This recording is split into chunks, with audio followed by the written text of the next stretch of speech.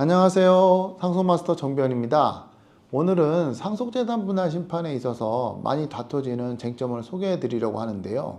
상속재산 중에 부동산도 있을 수 있고 예금 이런 거 있을 수 있죠. 그런데 여러분들 중에서 상속을 실제 받아보신 분 계시나요? 없습니다. 아직 없죠. 네. 그러면 예를 들면은 아버지가 돌아가셨는데 아버지가 예금이 4억이 있어요. 근데 이제 어머니는 진작 돌아가셔서 없고 자녀가 4명이 있어요. 그리고 다른 부동산도 있어. 그러면은 은행에 가서 이거 우리가 상속인 4명이니까 각각 1억씩 나눠주세요. 이렇게 하면 당장 나눠줄까요? 아니면은 이거는 다른 상속재산도 있으니까 다 동의를 하지 않는 한 어렵습니다. 이렇게 얘기를 할까요?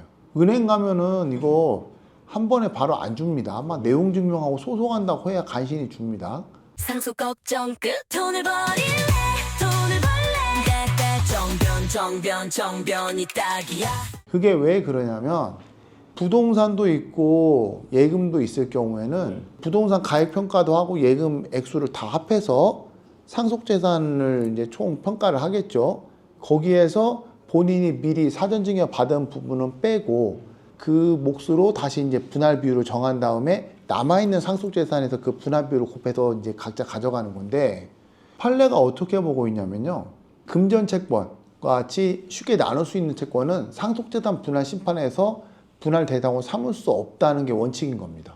그러니까 이건 상속재산인데도 불구하고 소송해서 나눌 수가 없는 게 원칙인 거예요. 근데 예외적으로 분할 대상으로 삼을 수 있는 경우가 있어요. 어떤 경우냐? 사전증여를 특정한 상속인 중에 한 명이 많이 받은 거예요, 부동산을. 근데 남아있는 상속재산이 예금밖에 없어. 그러면 판례 논리대로라면은 금전채권은 각자 수량적으로 분할되는 거니까 상속재산 분할 심판에서 다툴 수 없으니까 이 예금이 비록 상속재산 남아있지만 이건 상속재산 분할 심판에서 다툴 수가 없다. 이러면 불합리하잖아요. 그렇죠.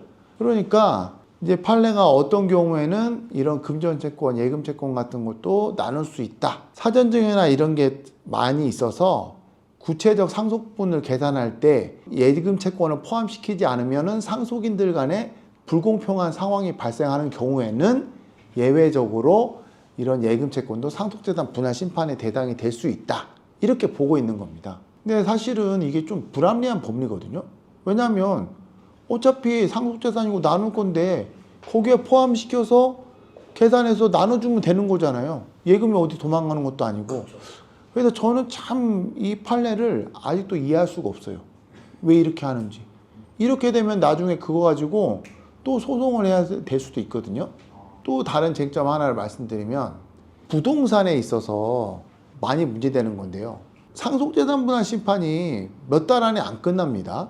감정도 해야 되고 서로 막 다투기도 하고 이러니까 보통 1년 이상 가는데, 상속인 중에 누구가 이 부동산을 소유하기로 확정이 안 됐다 하더라도 시청이나 뭐 구청에서는 그 확정되기 전까지 재산세나 종부세 부과 안 하나요? 이런 경우에는 가장 선순위 상속인 배우자가 있는 경우 배우자가 없으면 첫째한테 이거 재산세랑 종부세 내라고 통지를 보내거든요. 그러면 이런 상황에서 이것도 안 내면 가산세 되니까 예를 들면은 뭐 마지가 그걸 냈다고 쳐봐요. 그러고 나서 상속재산 분할 심판에서는 그 부동산이 다시 마지의 것으로 확정이 됐다. 그러면은 이 상속재산 분할 심판이 확정되기 전까지 이 마지가 냈던 재산세나 종부세는 나머지 상속인들한테 상속재산 분할 비율에 따라서 분담하자. 이렇게 구상을 청구할 수 있을까요? 없을까요?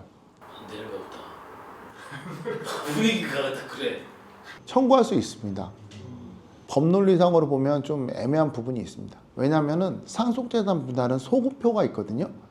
그러니까 실제로는 분할이 확정된 게 사망한 이후에 한참 지난 시점이긴 하지만 이 효과가 상속 개시 시로 소급하는 거예요.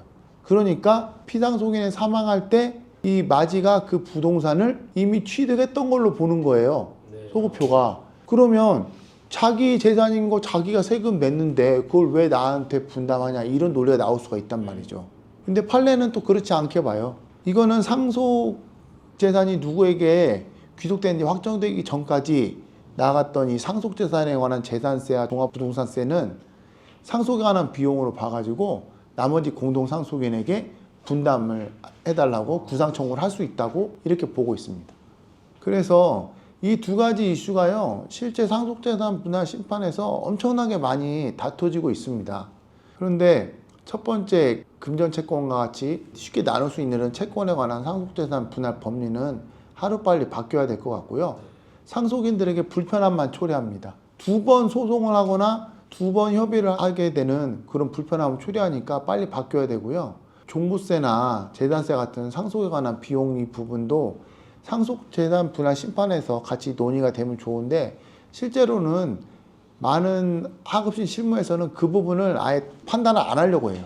왜냐하면 이 상속재산 분할 심판에서는 상속재산만 다투지 채무는 따로 포함시켜서 판단 안 하려는 경향이 강하거든요. 별도로 민사소송해라.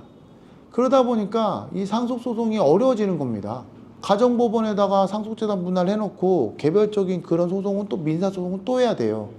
그래서 이 부분도 빨리 입법이 돼서 이 상속인들이 상속재산 분할 심판을 통해서 이 상속재산에 관한 모든 분쟁을 일거에 해결할 수 있도록 채무까지도 다 포함시키는 걸로 법리가 바뀌고, 이런 예금 채권도 불공평한 사정이 없는 경우에도 다 분할할 수 있다, 이렇게 바뀌어야 될 것 같습니다. 모르면 돈을 버려 알면 돈을 벌어 네 미래가 달렸어 지금 클릭해.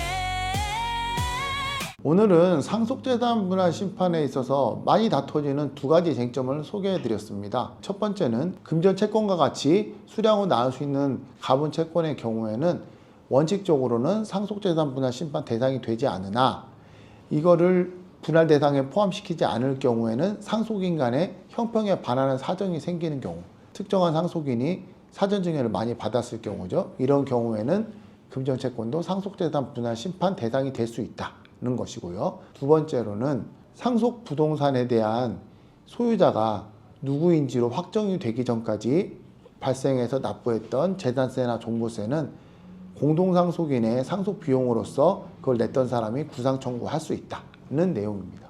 이 두 가지 사항은 상속재산 분할 심판을 하면서 늘상 발생하는 쟁점이기 때문에요. 이 두 가지 사항을 염두에 두시면 많은 도움이 되실 것 같습니다. 상속마스터 정변이었습니다. 여러분들의 구독과 좋아요 부탁드립니다. 감사합니다. 문제도 한 방에 해결해 쉽고 빠르게 똑똑하게 정변만 믿어봐.